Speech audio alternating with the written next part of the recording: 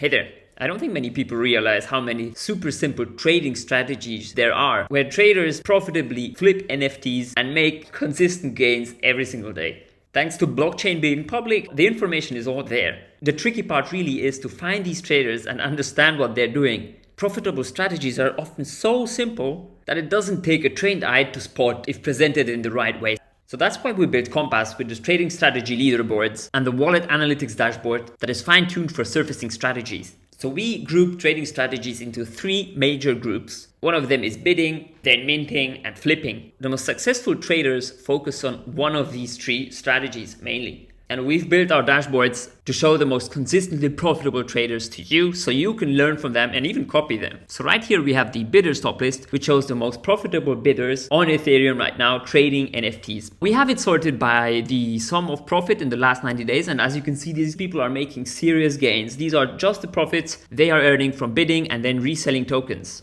You can see how much they bid in the last 90 days. And you can also see the average purchase for, so their average trade size. This is helpful if you want to learn from a trader that is specifically trading in your size. Obviously, you cannot copy people who are trading in much bigger size that you have available. And there's just an endless stream of traders here. These are all very profitable people, and most of them are using a strategy that is clearly visible on Compass and that you can just go ahead and copy. Before diving into one of these traders to see what they're doing, let's just look at a few other dashboards. So this one is the minting dashboard, where you can see the people who are mainly making profits from mints. So these people are usually minting hot mints and then reselling just right after the collection has minted out. As you can see, the best traders are always focusing on one thing. So these guys are basically only minting and they're doing nothing else for the most part.